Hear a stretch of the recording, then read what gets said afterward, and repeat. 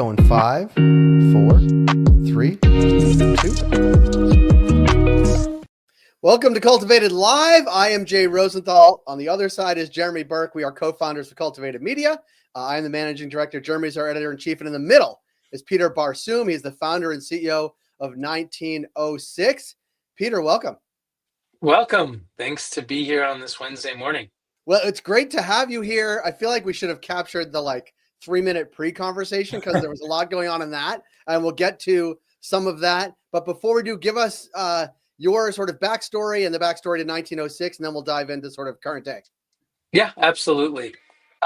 So our backstory, we started the company 10 years ago, which seems like forever in cannabis land.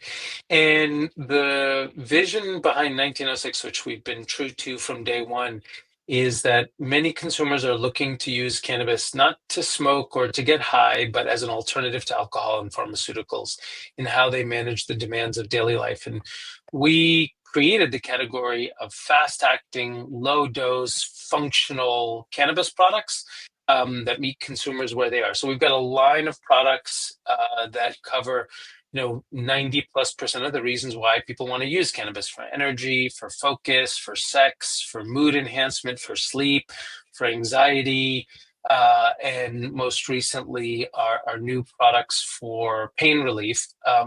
And we're available across legal dispensary markets in 6 states. We're available direct to consumer in over 40 states.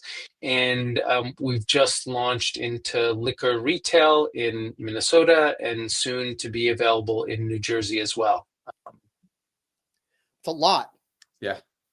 Yeah, it is a lot. And, that's in part because of the complexity of managing in a world where cannabis is still federally illegal, but hemp is federally legal. And so you got to meet the consumer, where they need to be. Some consumers like to go into a dispensary for a certain set of products. Some consumers want to have the convenience of buying online. Some consumers want to be able to discover cannabis products in liquor retail. And I think for us, it's important to meet consumers where they are in terms of product, dosage, and distribution. Peter, 10 years ago, I think, nowadays, I guess we have these different buckets of cannabis consumers that those of us in the industry understand. 10 years ago, that was a pretty novel idea that there was even 1 or 2 different types of cannabis consumers. So can you talk a little bit about, why you decided to target, the sort of upscale type of person who consumes cannabis 10 years ago? And, 10 years later, has that concept been proven? Yeah. Well, look, I'm a New Yorker. And I remember when we decided to get into the cannabis market, we went out to Colorado. This was early 2015. So Colorado had been legal for just 1 year. And I'm a flower smoker. I love smoking flower. And so I remember walking into my first dispensary in Denver and being like, oh my God, wow, look at all this amazing flower. Look at this, we can actually walk in and buy cannabis products legally. And that was really powerful.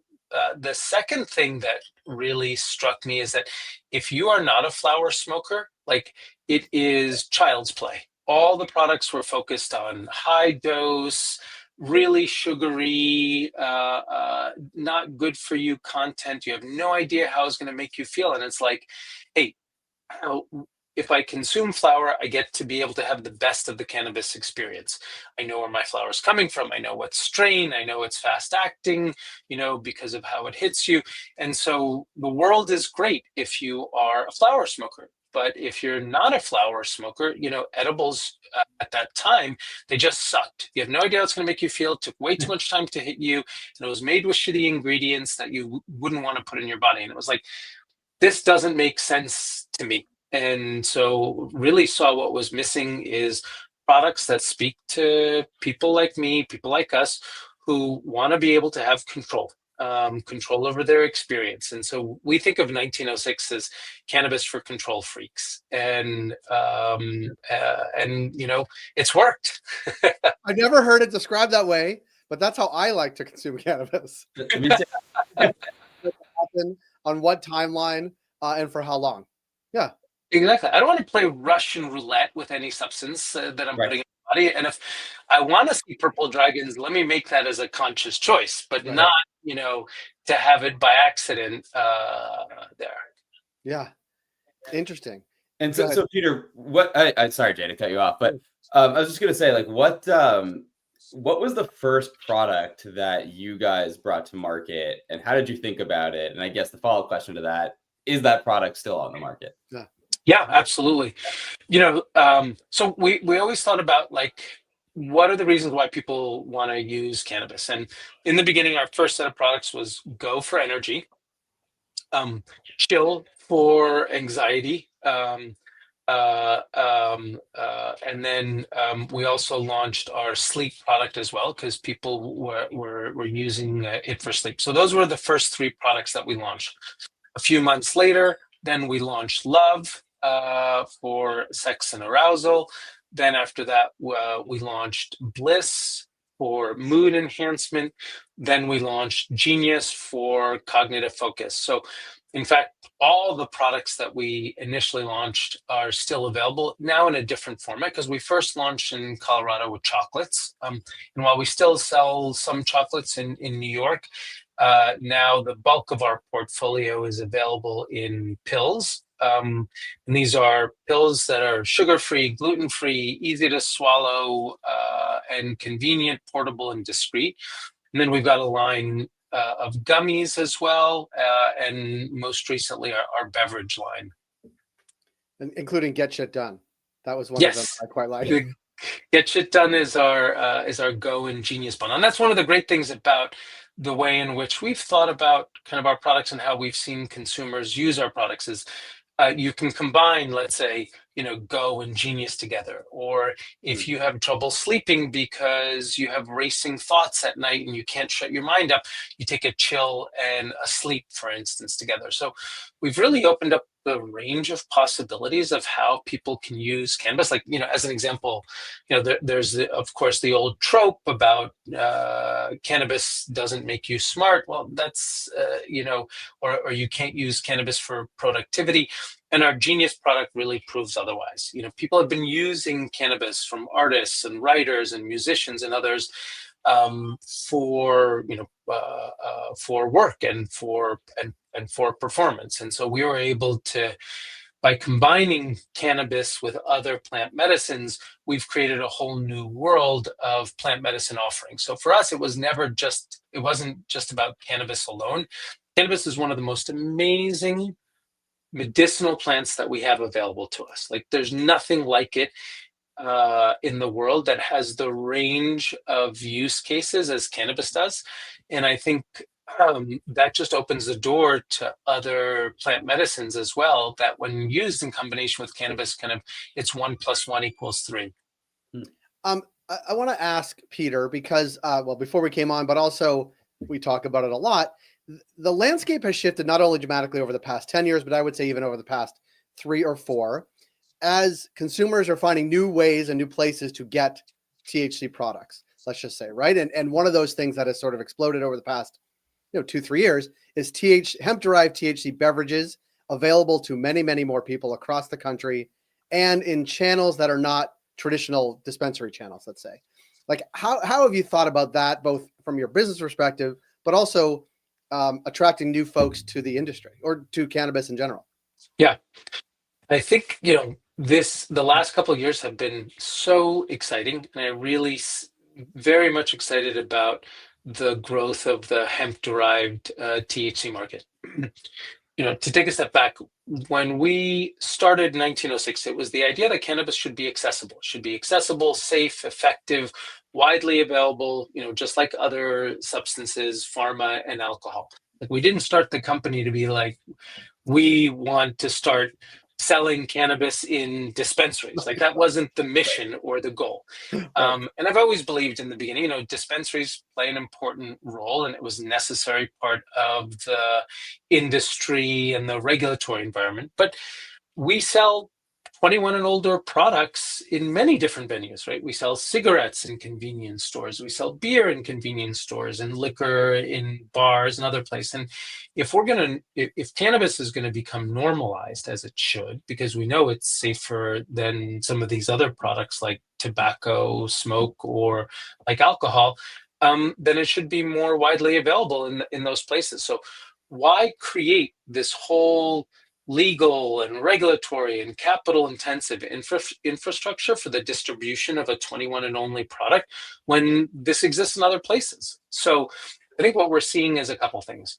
Number one, the fact that hemp-derived THC is federally legal and is now, you can now get it in so many different places means if you live in Florida, if you live in Texas, if you live in Tennessee or North Carolina or South Carolina, like you have access to cannabis now that probably would have taken many, many more years if it had to go the way that it went in New York or Massachusetts or, Colorado, for instance. So number one, consumers now have access to safe, effective, high quality cannabis that they never had before.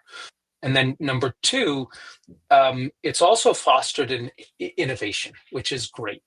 Because as you know, and as I know as an entrepreneur, like getting started in the cannabis market is very challenging, very expensive, particularly in the state regulated legal markets. And so the ability to innovate and create new products is so much easier in the hemp-derived THC market because the cost of inputs are cheaper and you have distribution available at a national scale. And I think what we see at the end of the day is like consumers are voting with their wallets. They're going into liquor stores in Minnesota to buy cannabis products. They're going into liquor stores, across the Hudson in New Jersey to buy THC beverages. So consumers are yelling and screaming, this is what I want. And that's why we saw, for instance, Texas is now the biggest cannabis industry in the country, a state that is not known for its progressive policies around cannabis by any stretch. As you know, since we just thankfully defeated SB3 there. But all of this is driven by consumer behavior and consumer choice. Yeah. It's good people to listen to. Yeah. well, the truth is it's good people to listen to, but also even in a legal market like New York, outside of THC, like consumers will buy cannabis where it's easier for them, less expensive for them, like in their daily lives. Like, the perceived value is the perceived value, and you have to meet them where they are, or else an industry can't exist, whether it's hemp derived or whether it's sort of traditional channels. And this includes taxation rates. It includes everything that we talk about all the time. The burden can't be so high that to produce the cannabis, then the dispensary model is way too expensive, so people don't want to buy. Like it feeds it. This is sort of a foundational, right? Like let's listen to consumers and how they want to buy and find cannabis. Jay, you are so right to say that. Like the ecosystem works if you put the consumer at the center. Like if you want to collect taxes and if you want to have a legal regulated market and you want to have safety and efficacy and you want to have consumers, putting the consumer as the number one like customer, or putting the consumer as the number one stakeholder to make happy, allows for a thriving ecosystem, allows for a legal and regulated market as well. Yeah.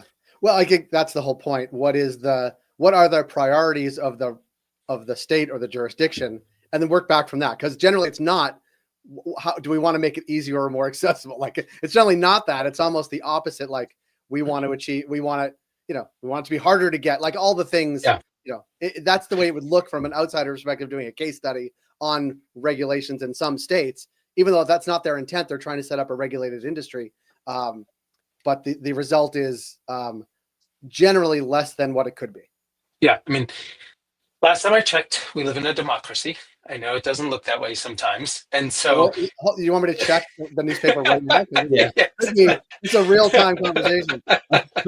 so what is the role of government? It is to serve people, supposedly. And so consumers are the people. What is the role of industry? It should be to serve consumers as well. So it just goes back to kind of first principles here. Yeah. Peter, I know you watch this pretty closely since you're a New Yorker, myself as well.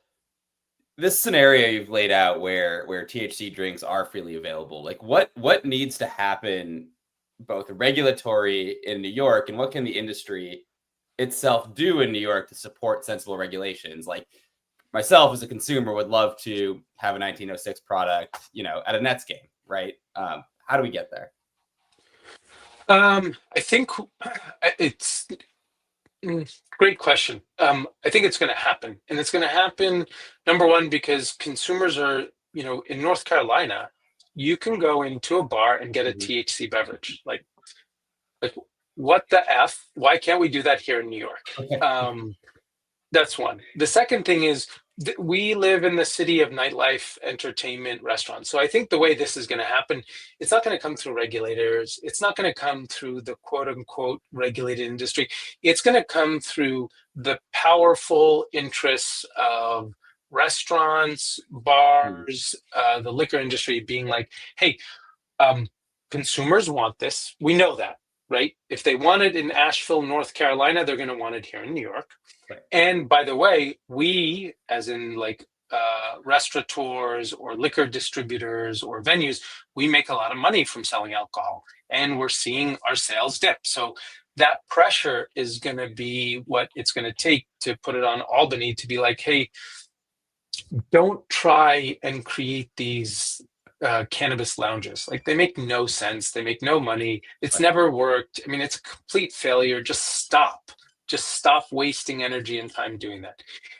We know how to distribute 21 and older products already in these places. If cannabis is no more harmful than alcohol, and I would say it's far less harmful than alcohol, then why shouldn't it be allowed to be served side by side my gin and tonic? Yeah, it's simple. Yeah, and it's going to happen. It's going to happen. Like, there's too much economic interest. And guess what? If the regulators don't allow it, it's just going to happen anyway. Well, that's like, this is New York. Right. Well, that, but also, like, this is the way, going back to sort of the consumers, this is the way people are consuming it anyway. They just can't buy it in the place that they're consuming it, right? Like, we went to a concert last night. Like, there are still people smoking, smoking, even though they're not supposed to in the area. But the number of gummies being passed around, the number of, and I live in Toronto, the number of mushrooms being passed around, like, people will consume where they consume, how they want to consume, regardless of what exactly structures are up. And, we go out, going out to dinner now, instead of 4 drinks, it's maybe 1 drink and a gummy 30 minutes before you get there. Like, the world, I mean, this is don't let, that's an anecdote, not data, but data would suggest people are drinking less. Yeah. No, for sure. And that's why we launched, this is off duty. Yeah. This is our product, which is like specifically for that. It's portable, it's discreet, you can put it here in your pocket, and what you do is you just snap it open like this and pop it into any liquid, and it turns into a cannabis cocktail. So excuse me, we're giving consumers the choice. Okay, go to the bar, order your seltzer or order a mocktail or whatever else it is, and add in off duty, and boom, you got your cannabis cocktail. We are already hearing from bars and restaurants like, hey, can I serve this in my establishment?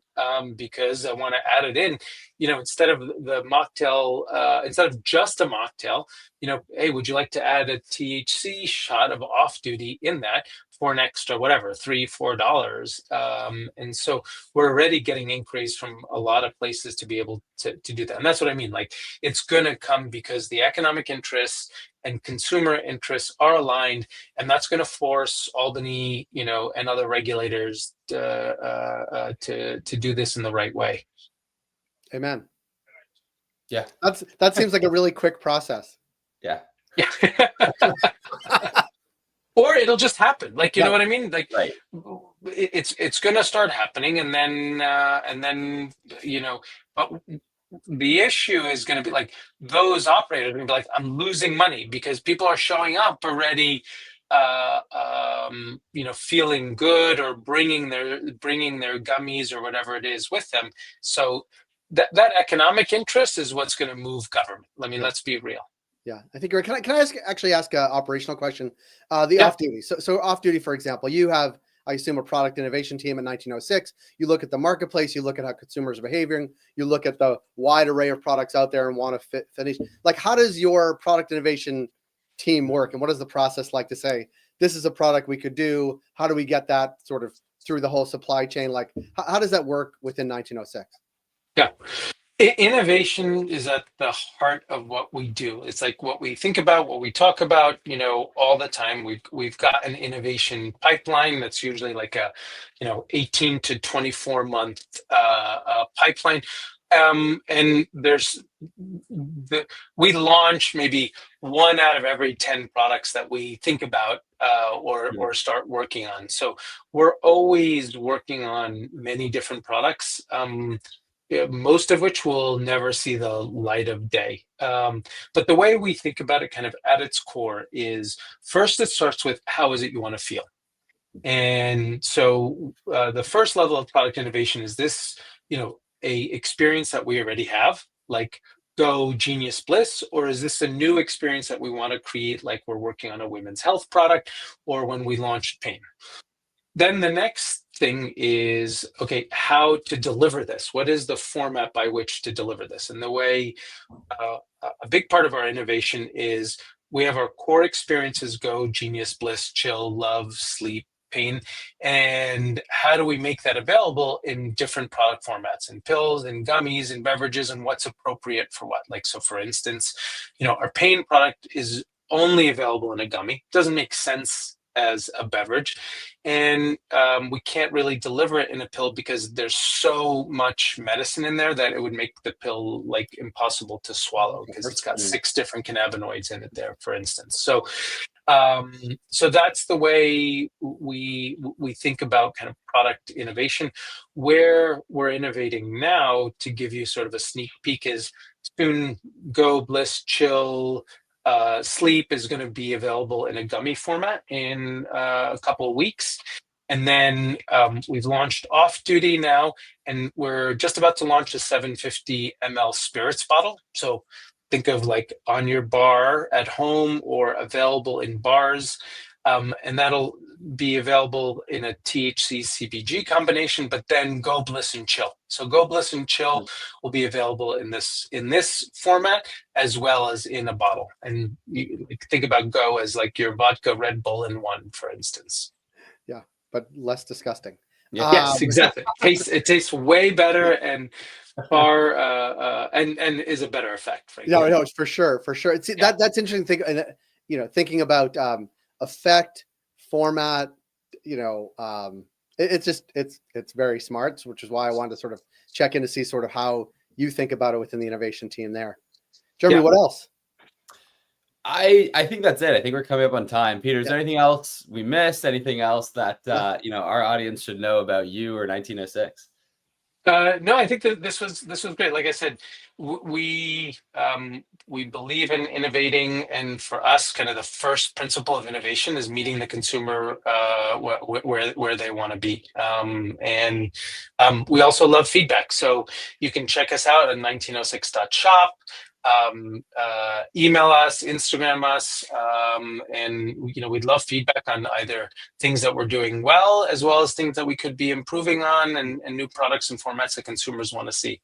Well, Jeremy and Peter especially, thank you so much for joining us here today. Excited to listen to you. You're the founder and CEO of 1906. Find them at 1906.shop. That's a good place to go. You can see all the product arrays. You can see the innovation, the front line of the innovation, because it's right there for you. Peter, thanks so much. We'll be back, everybody, tomorrow. Thanks, everybody. Thank you.